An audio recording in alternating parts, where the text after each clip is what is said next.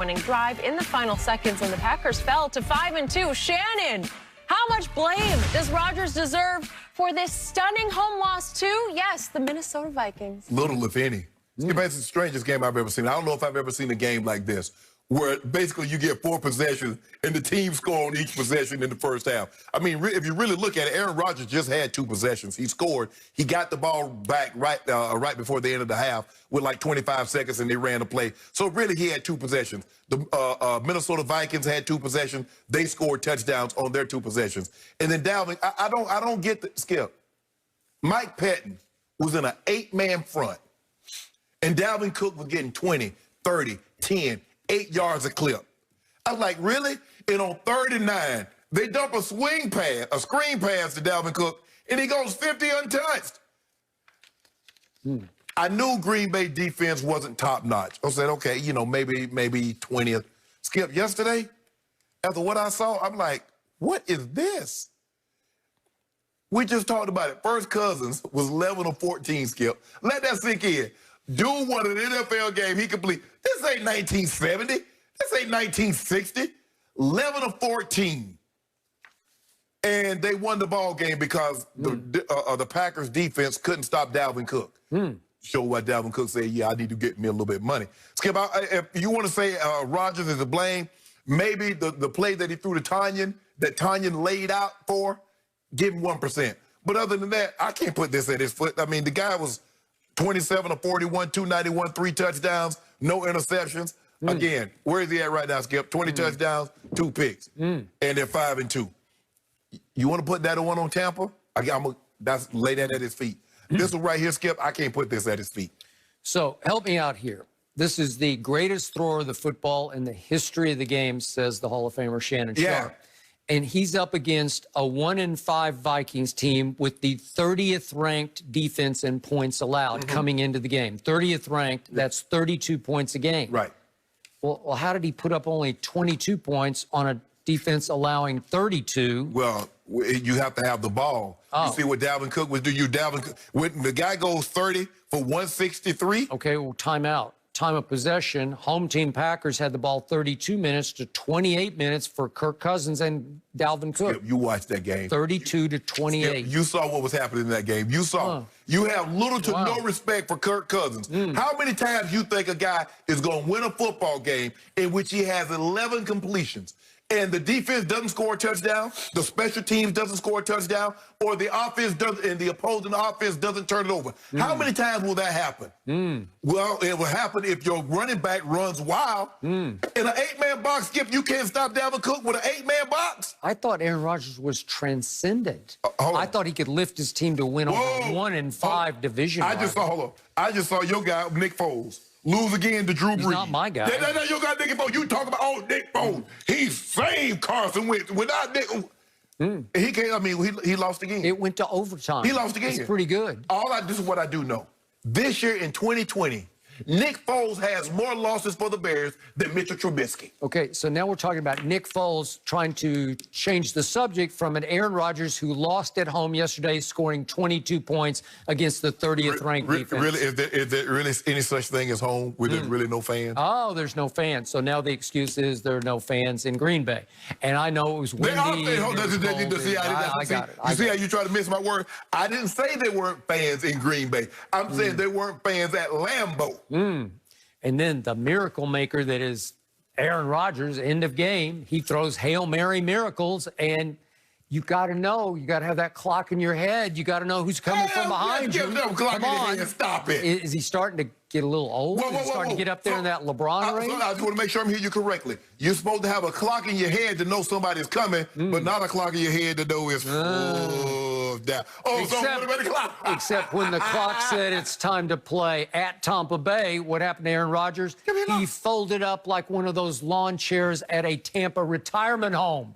Last 3 quarters, he scored 0 points. You got he lost folded. It sounded like he folded yesterday against Kirk Cousins and Dalvin Cook. Really? You got lost to Nick Foles. My guy's playing on Monday Night Football tonight to get to 6-2. Think about this. Thank you. Every time the Packers had the ball, they either scored or they reached Minnesota's territory. But 5 offensive holding penalties stalled out drives. And we talked about, remember?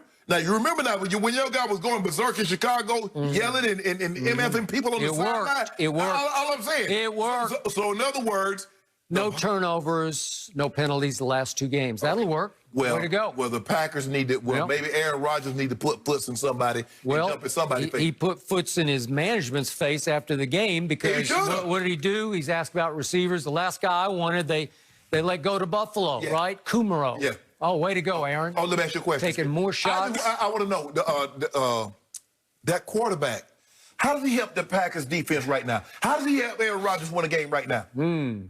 Who's that? The quarterback, the one they traded up to get. Oh, I want to know, how does he help the Packers? They took him because they want to replace Aaron Rodgers sooner than later. Okay, you want to replace him sooner than later. So right now we're sooner. So how can he help us win sooner? Because he's a diva and not a leader. No.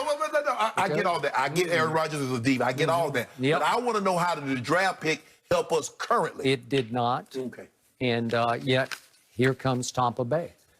Yeah, I got something for y'all. Oh, Drew Brees got something for y'all Sunday night. Yeah, I hope so. Oh, Drew Brees got that we'll for be y'all. there with bells on I do for not that feel one. bad for the Breezy. Packers whatsoever. I know the Vikings have been struggling, but I don't care. We got the win yesterday. Next, guys, how do you explain Baker Mayfield's fall off after last week's thrilling win? How concerned are you with Lamar's regression this year? I'm not concerned at all with Lamar.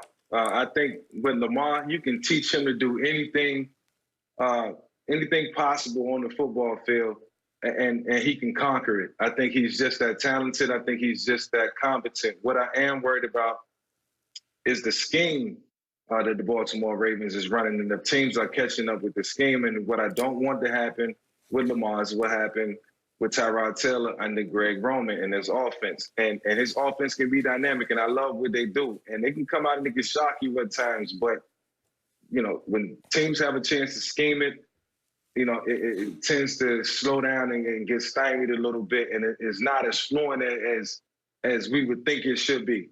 And I think Lamar's, victim of that right now. What they have to start doing, because I know they're getting a ton of 8-man boxes, and I'll probably go watch some film on them, is take advantage of, the one-on-ones on the outside. We know they like to play the game in between the hashes with the tight ends, and that's easy to scheme for. And like I said, Lamar can learn anything that you want to teach him. So the one-on-ones, taking advantage of the 8-man boxes, you got to implement that. And if I'm not mistaken, Lamar was vouching for a guy like Antonio Brown, throughout the offseason, a guy who can take advantage of, the 8-man boxes and the one-on-ones outside and change the flow and the pace of the game. So, there's no excuses as, to why we should think it's been a regression for Lamar, because that somewhat has been. But, when you're running the same scheme over and over again, teams are going to start to catch up with that. So things have to happen, moving forward, and it's going to have to happen fast, because it's a lot of football to play, and there's some good teams out there that can scheme and know how to stop, what you're trying to do if it all looks the same. I'm not overly concerned with regression. I'm more concerned with that I haven't seen progression. That's what I'm concerned with. And we keep talking about it, because here's the thing, Mike. I believe he has the receivers. Hollywood Brown can beat one-on-one coverage. I believe they have some guys that can beat one-on-one coverage. But are we sure, is where Lamar is right now, that he can consistently get to that and throw that and complete that? You're talking to a guy that, if you look at, Skip and I talked about this earlier, in big games, and I listed 3 games against Kansas City, 2 games against Pittsburgh, and the playoff games. He's 1-6, 9-8, 9 touchdowns, 8 interceptions, 53% completion percentage. Mike, in today's game, if you're not in the mid-60s, you bull jiving, because the game is so spread open. The way they protect the receivers, all the incidental contact, the way they protect the quarterback, that's why you see a lot of these top quarterbacks, they 65, 70% of completion percentage. If you look at his numbers against the other teams, he's 23-1, 123, lost 1, 65% completion, 13 turnovers. In the other 1-6, he's 14 turnovers. So he's turned the ball over in 7 games, more than he's turned it over in 24 games. The regression, I'm not worried about regression. I'm worried about progression, because in order for him to get to where he ultimately wants to be, he's going to have to throw the football. But, Mike, I know you noticed this. Tampa was one of the teams that gave you problems. And what could Tampa do? And who was the wide DB coach on Tampa? The head